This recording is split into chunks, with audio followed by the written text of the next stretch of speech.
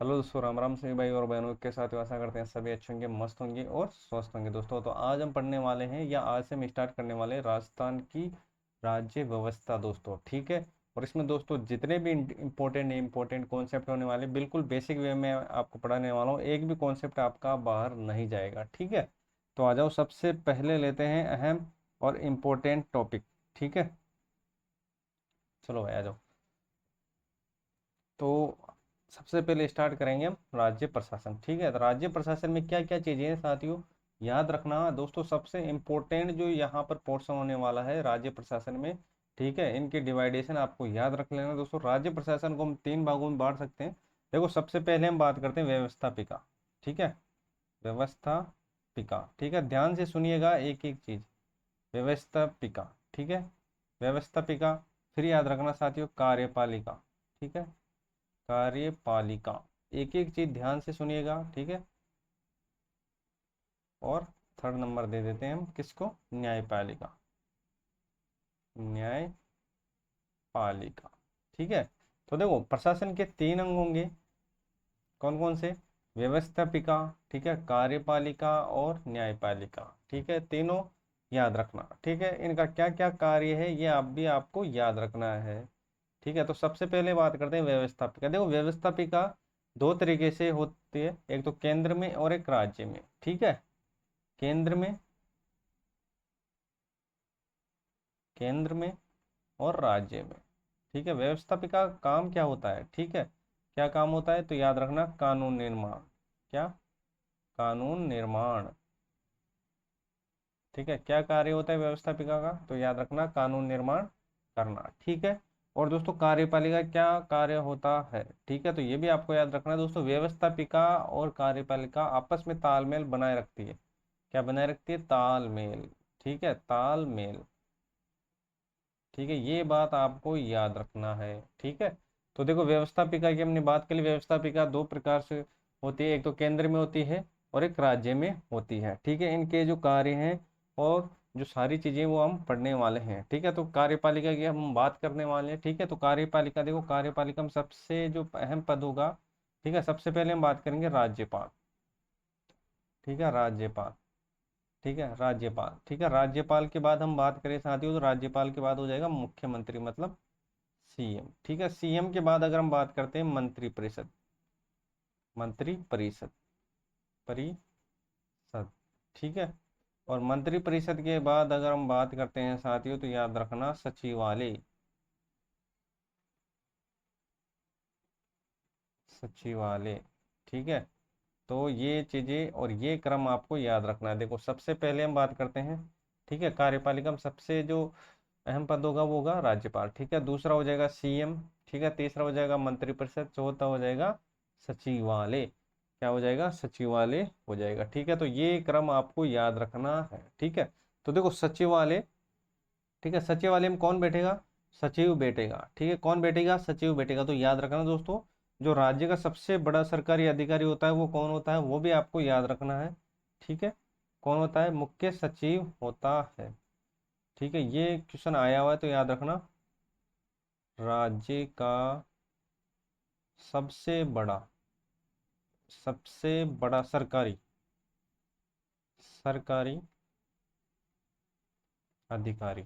ठीक है, सरकारी अधिकारी। ठीक है, याद रखना, इससे बड़ा अधिकारी नहीं होगा, क्योंकि दोस्तों सबसे बड़ा जो अधिकारी होगा वो होगा क्या, कौन होगा, मुख्य सचिव होगा। कौन होगा, मुख्य सचिव, सचिव, सचिव होगा, मुख्य सचिव होगा। ठीक है, मुख्य सचिव होगा। ठीक है, अभी वर्तमान में कौन है मुख्य सचिव तो याद रखना, सुधांश पंत,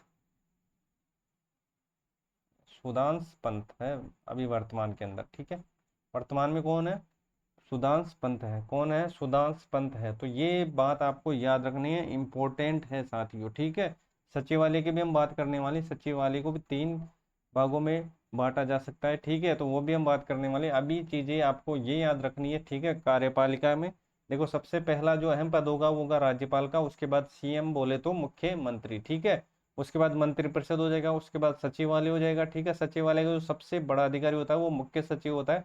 अभी जो वर्तमान में जो मुख्य सचिव है वो याद रखना है, वो है सुधांशु पंत, और इससे पहले थी उषा शर्मा। ठीक है, उषा शर्मा। ठीक है, तो ये आपको याद रखना है, इम्पोर्टेंट है। ठीक है, तो अब हम बात करने वाले सचिवालय की। ठीक है, यहाँ तक चीजें आपकी क्लियर हो गई दोस्तों। चैनल पर नए तो भाई को जरूर सपोर्ट कीजिएगा, अभी तक सब्सक्राइब नहीं किया सब्सक्राइब जरूर कीजिएगा साथियों। हाँ, ठीक है, थोड़ा बहुत भाई को सपोर्ट कीजिए। चलो आ जाओ। तो देखो अब बात करते हैं सचिवालय की। ठीक है, तो सचिवालय की भी हम बात करने वाले। सचिवालय को भी हम तीन तरीके से डिवाइड कर सकते हैं साथियों। ठीक है, सचिवालय, सचिवालय। ठीक है, तो देखो सचिवालय की हम बात करते हैं तो सबसे पहले हम बात करते हैं, ठीक है, सचिवालय। तो इनका जो डिवाइडेशन है वो किस तरीके से है वो भी आप याद रखिएगा। ठीक है, तो सबसे पहले आ जाएगा यहाँ पर कौन, संभागीय आयुक्त। ठीक है, संभागीय आयुक्त, संभागीय आयुक्त, संभागीय आयुक्त। ठीक है, फिर निदेशालय, निदेशालय। ठीक है, निदेशालय। फिर याद रखना स्वायत्त, स्वायत्त संगठन, स्वायत्त संगठन। ठीक है, तो ये चीजें आपको याद रखनी है। ठीक है, तो देखो सबसे पहले इसमें जो सबसे बड़ा पद होगा संभागीय आयुक्त में, सबसे जो बड़ा पद होगा वो होगा जिला कलेक्टर का। किसका होगा, जिला कलेक्टर का। ठीक है, जिला कलेक्टर के बाद याद रखना एसडीएम का। ठीक है, और फिर तहसीलदार,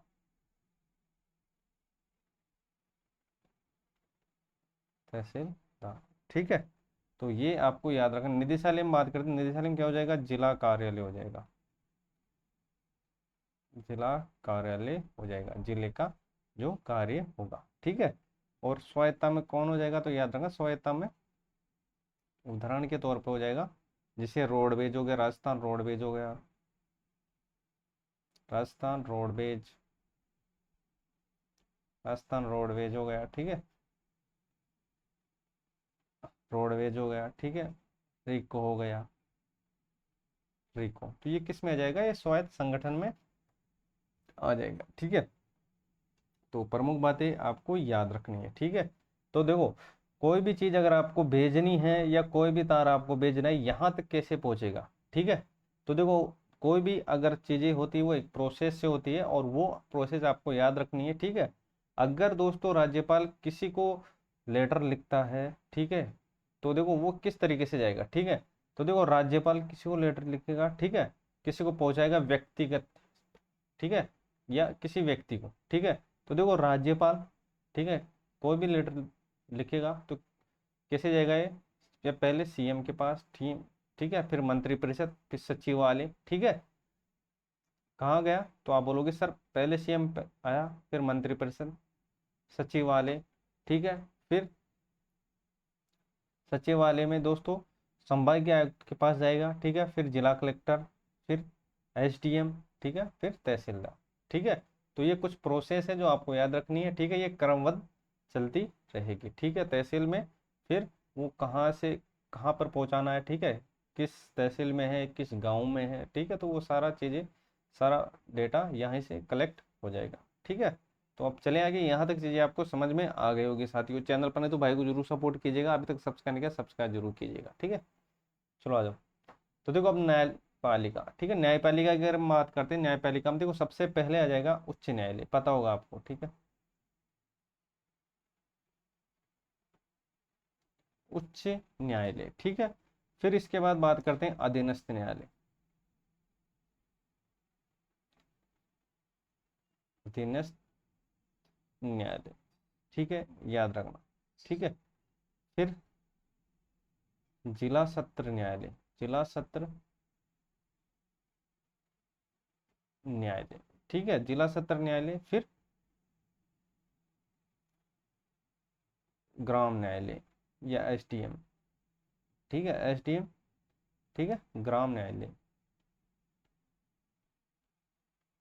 ग्राम न्यायालय। ठीक है, तो ये आपको याद रखना है साथियों। देखो सबसे न्यायपालिका में सबसे ऊपर ऊपर उच्च न्यायालय। ठीक है, उसके बाद अधीनस्थ न्यायालय, फिर जिला सत्र न्यायालय, फिर एसडीएम। ठीक है, और फिर ग्राम न्यायालय। ठीक है, तो ये जो क्रम है ये आपको याद रखना है, इंपॉर्टेंट है आपके एग्जाम की दृष्टिकोण से, इनमें से क्वेश्चन बनता है। ठीक है, तो सबसे पहले हमने बात की है उच्च न्यायालय की, फिर अधीनस्थ न्यायालय की, फिर जिला सत्र न्यायालय की, और फिर एसडीएम की, फिर ग्राम न्यायालय की। ठीक है, पहला जो ग्राम, ठीक है, न्यायालय है वो कौन सा है याद रखना, वो है बस्सी, और ये कहाँ पर है, जयपुर के अंदर है। पहला ग्राम न्यायालय है वो कहाँ पर है, बस्सी के अंदर है, और वो कहाँ पर है, जयपुर के अंदर स्थित है। ठीक है, तो ये आपको याद रखना, कहाँ पर है, जयपुर के अंदर है। ठीक है, तो यहाँ तक चीजें आपको समझ में आ गई होगी दोस्तों। ठीक है, तो देखो सबसे पहले एक बार फिर रिवाइज करवा देता हूँ अच्छी तरीके से, याद रखना, और इम्पोर्टेंट फैक्ट है। ठीक है, तो सबसे पहले हमने पढ़ा है प्रशासन। ठीक है, प्रशासन में हमने इसके तीन डिवाइड पढ़े हैं, जिसमें सबसे पहला हो जाएगा व्यवस्थापिका। ठीक है, व्यवस्थापिका, और फिर कार्यपालिका, क्या हो जाएगी, कार्यपालिका हो जाएगी। ठीक है, कार्यपालिका, और कार्यपालिका के बाद न्यायपालिका। ठीक है, तो देखो अब देखते हैं इनमें क्या क्या चीजें हैं जो आपको याद रखनी है। तो देखो व्यवस्थापिका, व्यवस्थापिका दो प्रकार से होगी, एक तो केंद्र में होगी और एक राज्य में। ठीक है, इसका जो काम होता है वो होता है कानून निर्माण का। ठीक है, कार्यपालिका क्या काम होता है साथियों, व्यवस्थापिका और कार्यपालिका आपस में तालमेल बनाए रखती है। ठीक है, मतलब सहयोग करती है।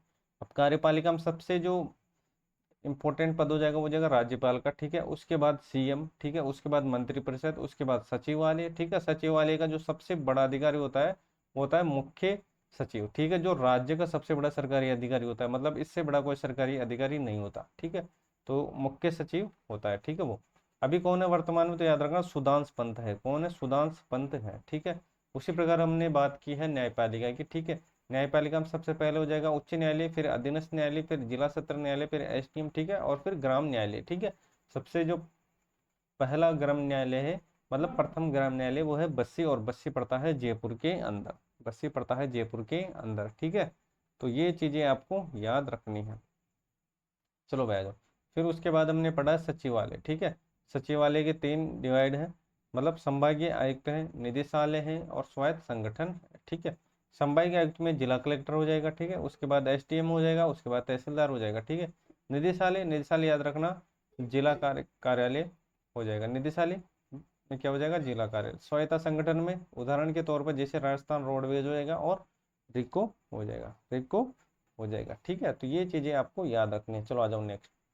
ठीक है, अब हम बात करते हैं किसकी, व्यवस्थापिका की। ठीक है, एक बार फिर बिल्कुल बेसिक वे में हम देखने वाले हैं। चलो आ जाओ, तो देखो व्यवस्थापिका, व्यवस्था,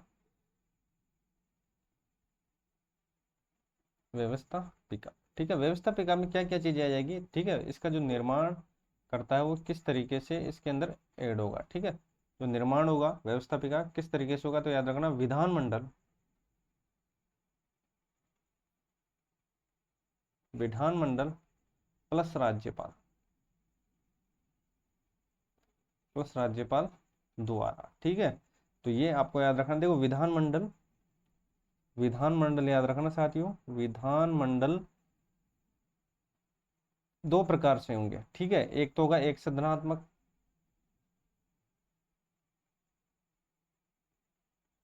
एक सदनात्मक, और याद रखना एक हो जाएगा द्विसदनात्मक, द्विसदनात्मक,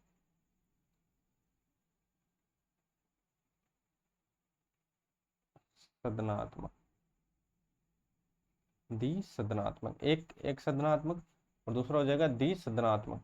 ठीक है, तो देखो व्यवस्थापिका, व्यवस्थापिका के निर्माण में दोस्तों विधानमंडल हो जाएगा और राज्यपाल हो जाएगा। ठीक है, तो ये आपको याद रखना है। एक सदनात्मक क्या क्या चीज होगी वो भी आपको याद रखना है। एक तो हो जाएगा एक सदनात्मक, उसमें होगा विधानसभा होगा, विधानसभा हो जाएगा, और राज्यपाल, राज्यपाल हो जाएगा एक सदनात्मक में। ठीक है, और हम बात करते हैं साथियों द्विसदनात्मक में। ठीक है, द्विसदनात्मक में याद रखना विधानसभा तो हो गई होगी। ठीक है, विधानसभा होगी, राज्यपाल हो जाएगा इसी के अंदर, और एक्स्ट्रा क्या होगा इसके अंदर, ठीक है। और याद रखना इसके अंदर हो जाएगा विधान परिषद, विधान परिषद हो जाएगा, विधान परिषद हो जाएगा द्विसदनात्मक, ठीक है। तो द्विसदनात्मक में विधानसभा होगी, ठीक है, राज्यपाल होगा, ठीक है, इसमें एक्स्ट्रा होगा क्या, विधान परिषद होगी इसके अंदर एक्स्ट्रा, ठीक है। तो बस यही चीजें आपको याद रखनी है, ठीक है। तो चले अब आगे।